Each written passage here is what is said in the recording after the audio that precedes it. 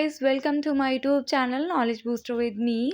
आज फिर हम आ गए हैं एक धमाकेदार वीडियो लेकर, जिसमें हम MSc nursing seats in AIIMS discuss करने वाले हैं। कितनी सीट्स एम्स में एमएससी नर्सिंग की हैं, कौन कौन से एम्स में हैं, और काउंसलिंग प्रोसेस जो कि बहुत इम्पॉर्टेंट फैक्टर होने वाला है, उसको आज हम इस वीडियो में फुल कवर करेंगे। तो 100% यूज़फुल वीडियो होने वाली है। वीडियो को पूरा देखना और कोई भी चीज़ स्किप मत करना, नहीं तो अच्छे से समझ नहीं आएगी। तो बिना किसी देरी की वीडियो स्टार्ट करते हैं। Let's begin the video. Basic registration and final registration ongoing है। जो I think basic registration stop हो चुका है, बट शायद फाइनल रजिस्ट्रेशन अब भी स्टार्ट है, और आप वहाँ से अपनी आईडीज़ जनरेट कर रहे हैं, जो कि आगे के लिए यूज़फुल है। एम्स भी अब आपको कोई टेंटेटिव डेट पे ये बता देगा कि जो आपके रजिस्ट्रेशंस हैं वो एक्सेप्टेड हुए या फिर नहीं हुए, जिसके आगे आपका जो फर्दर एप्लीकेशन है वो प्रोसेस रहेगा। ये तो बात हो गई हमारी एप्लीकेशन से रिलेटेड, बट आज हमारी वीडियो काउंसलिंग प्रोसेस पे है, तो आज हम उसी पर ध्यान देने वाले हैं। सबसे पहले हम ये देखेंगे कि आपको कौन-कौन से एम्स में सीट्स जो हैं वो अलॉट होंगी, और कितने एम्स हैं जहाँ पर आपके काउंसलिंग प्रोसेस में आपको नाम सुनने को मिलने वाले हैं। नेक्स्ट स्लाइड में आप देखेंगे different AIIMS for MSc nursing. AIIMS new Delhi, AIIMS Rishikesh, AIIMS Raipur, AIIMS Bhubaneswar and AIIMS Jodhpur and AIIMS Bhopal. ठीक है, तो ये 6 एम्स होंगे जिसमें अलग अलग स्पेशलाइजेशंस आपको अलॉट होंगी, और आप अपनी स्पेशलाइजेशन के अकॉर्डिंग कोई भी इंस्टीट्यूट सिलेक्ट कर सकते हैं। तो हम स्टार्ट करेंगे एम्स न्यू दिल्ली से। उससे पहले हम देख लेते हैं कि कितनी टोटल नंबर ऑफ़ सीट्स जो हैं एमएससी नर्सिंग की इन एम्स हैं। नेक्स्ट स्लाइड पे देखिए।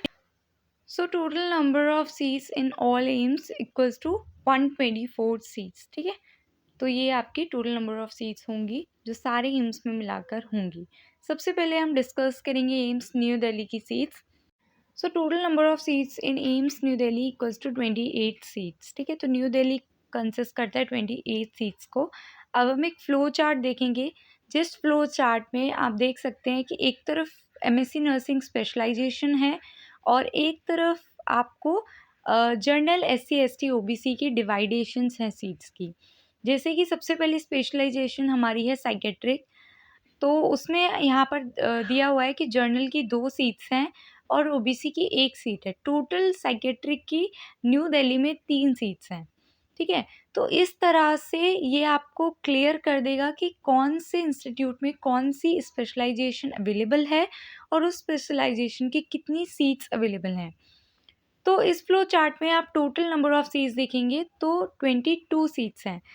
बट मैंने आगे बोला कि 28 सीट्स जो हैं वो न्यू दिल्ली में अवेलेबल हैं। तो जो बाकी की 6 सीट्स हैं वो हमारी स्पॉन्सर्स हैं। मतलब न्यू दिल्ली खुद उन सीट्स को स्पॉन्सर करता है। ठीक है, तो उनका क्या क्राइटेरिया है वो नहीं पता, बट जो टोटल नंबर ऑफ़ सीट्स 22 जो हैं वो काउंसलिंग के लिए अवेलेबल होती हैं।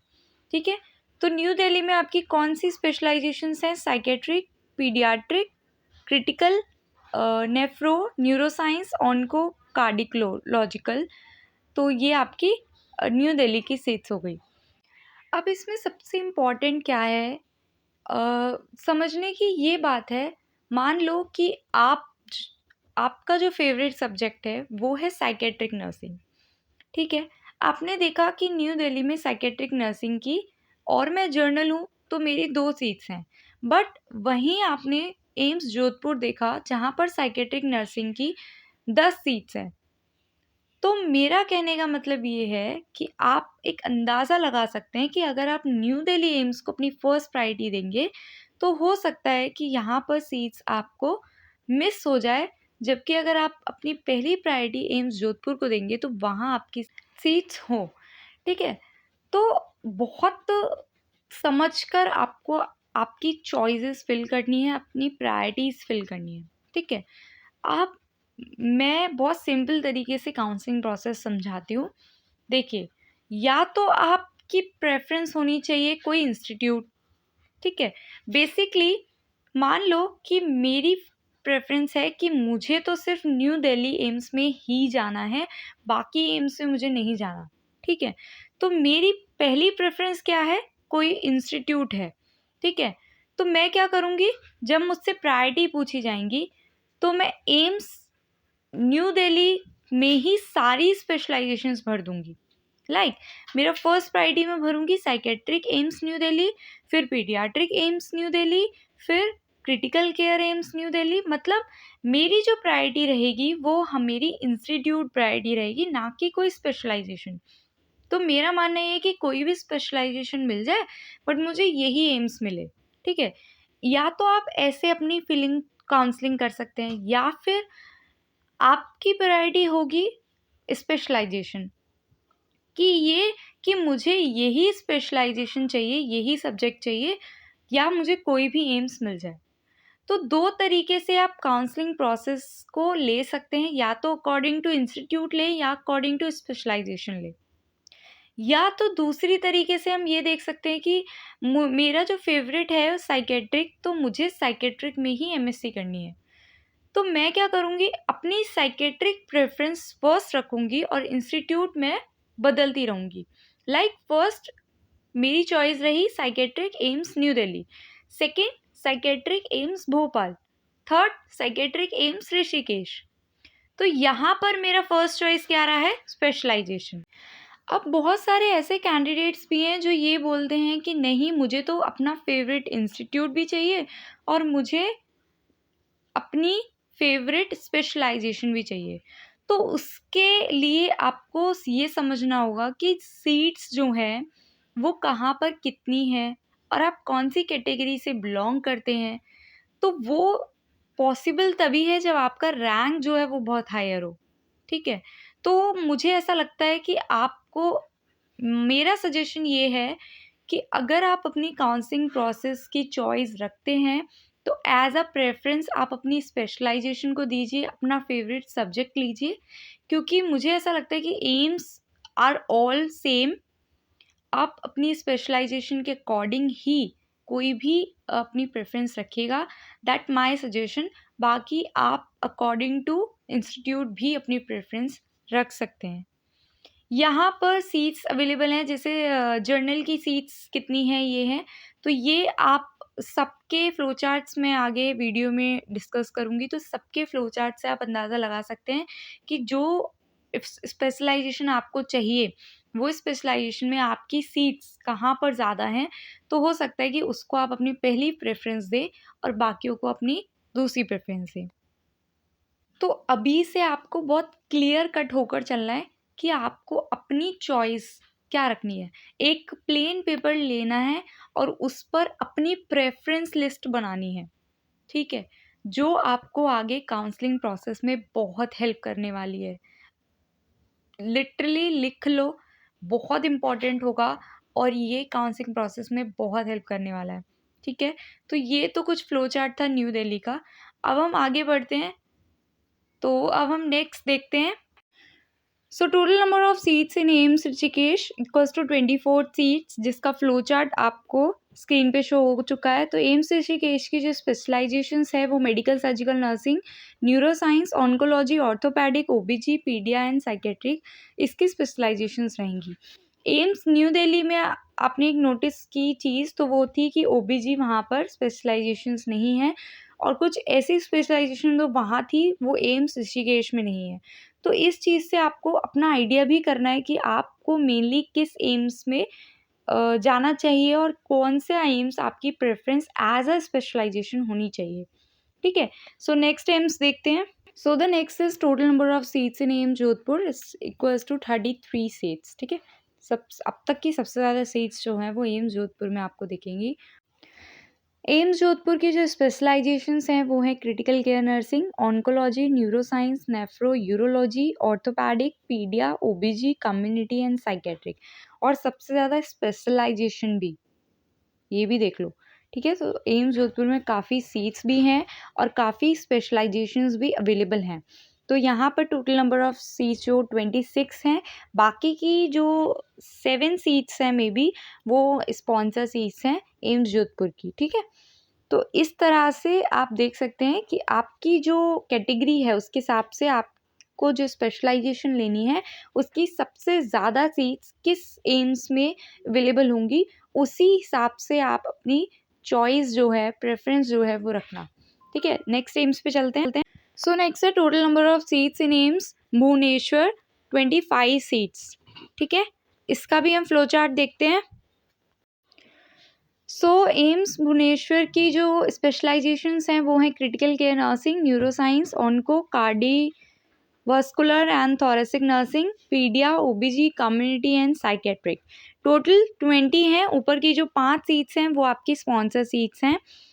ठीक है, अब इस फ्लो चार्ट में मैंने एम्स स्पॉन्सर का भी एक कॉलम बनाया जिसमें मैंने एक स्पॉन्सर लिखी हुई है, बट अभी जो 5 और हैं वो एक्स्ट्रा स्पॉन्सर्स हो चुकी हैं।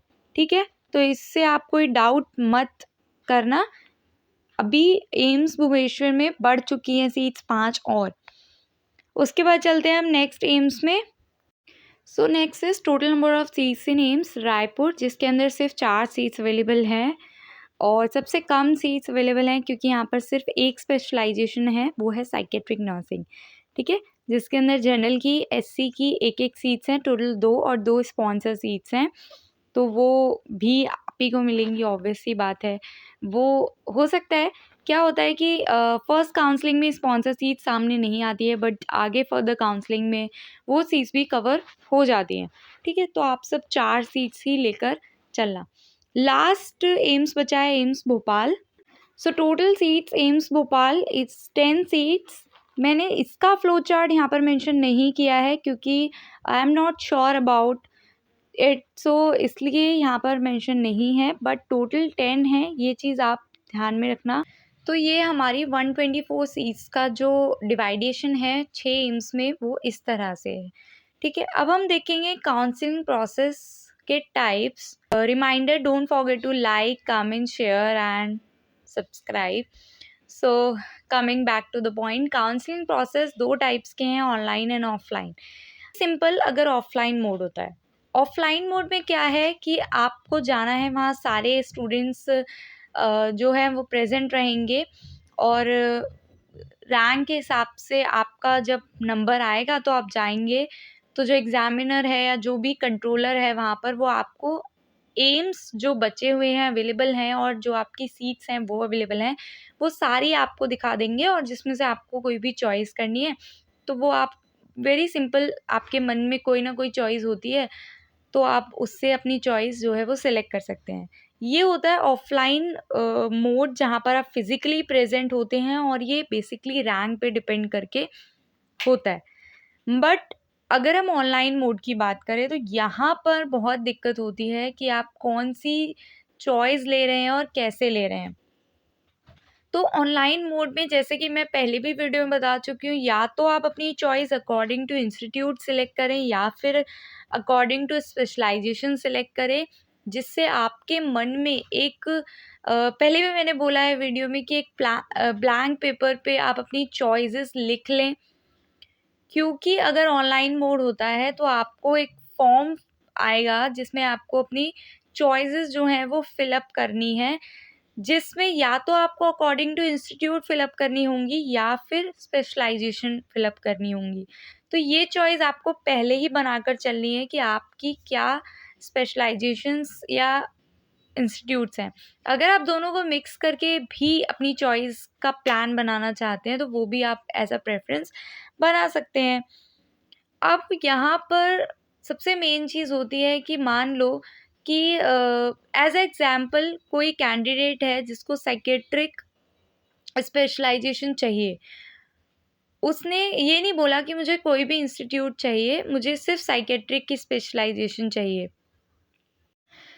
तो उस कैंडिडेट के पास फॉर्म आया, उसने सबसे पहली चॉइस अपनी लिखी psychiatric New Delhi, second psychiatric Bhubaneswar, third psychiatric Jodhpur, psychiatric Raipur, psychiatric Rishikesh, and then वो अपनी सेकंड प्रेफरेंस पे गया। बट बहुत सारे ऐसे कैंडिडेट्स हैं जो अपनी चॉइस पर ही रुक जाते हैं, मतलब उन्होंने क्या करा, साइकेट्रिक की 6 एम्स की सीट्स जो हैं उनकी फिलिंग कर दी, बाकी उन्होंने वही फॉर्म वहीं पर छोड़ दिया।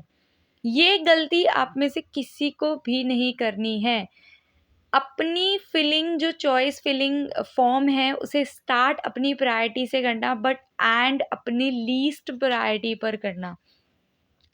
अगर आपको साइकेट्रिक पसंद है तो आप फॉर्म को स्टार्ट साइकेट्रिक से करना, बट उसके बाद अपनी second preference, third preference, fourth preference भी आपको उस चॉइस फिलिंग में मेंशन करना। क्यों? क्योंकि ऐसे करने से जितनी ज़्यादा आपकी चॉइसेस होंगी उतना ज़्यादा सिलेक्शन और सीट आपकी रिजर्व्ड हो जाएगी एम्स में। मान लो कि फर्स्ट में आपको आपकी फर्स्ट प्रायोरिटी नहीं मिली। अब जिस कैंडिडेट ने फर्स्ट प्रायोरिटी के बाद अपनी कोई प्रायोरिटी नहीं भरी, उसकी कोई सीट एम्स उसे नहीं देगा।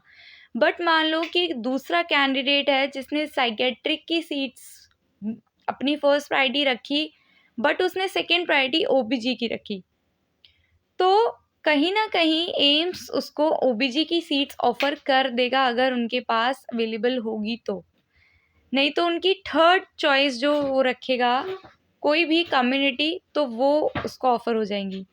तो समझने वाली बात यह है कि जितनी ज़्यादा चॉइसेस आप रखोगे, स्टार्ट आपको अपनी फर्स्ट प्रायोरिटी से करनी है, बट ख़त्म अपनी लीस्ट प्रायोरिटी पर करना अगर चॉइस फिलिंग काउंसलिंग होती है तो।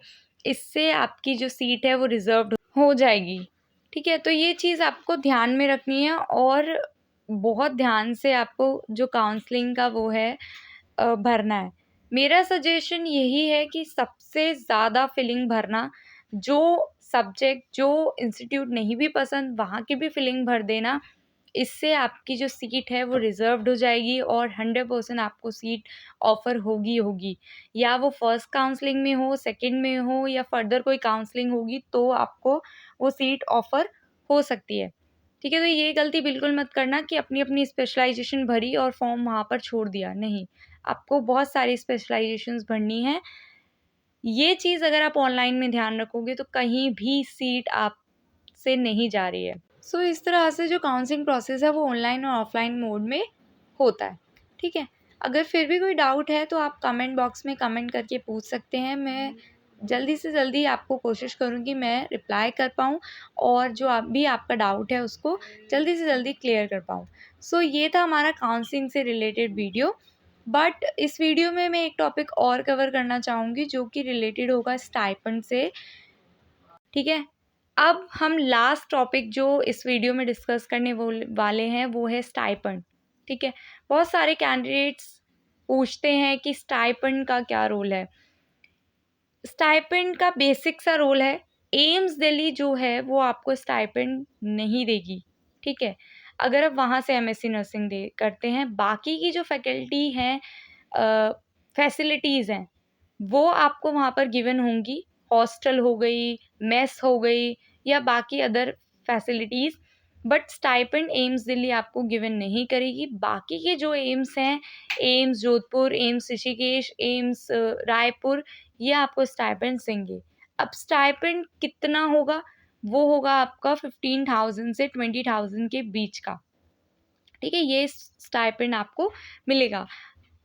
अब ये मत सोचना है कि जो एम्स स्टाइपेंड दे रहे हैं वो बाकी की फैसिलिटीज़ नहीं देंगे, ऐसा नहीं है। वो सारी फैसिलिटीज़ भी देंगे और साथ ही आपको स्टाइपेंड भी गिवन करते हैं। सो ये थी हमारी पूरी वीडियो जिसमें हमने बहुत सारे इम्पॉर्टेंट फैक्टर्स को कवर किया है। अगर फिर भी कोई मिस हुआ है तो आप कमेंट बॉक्स में बोलिए कि अगली वीडियो आपको उस टॉपिक पे चाहिए, तो वो टॉपिक हम जल्दी से जल्दी लाने की कोशिश करेंगे। सो आज के लिए इतना ही, मिलते हैं अगली वीडियो में। So don't forget to like, share, comment and save. Thank you so much for supporting us. Stay safe, stay healthy, bye bye.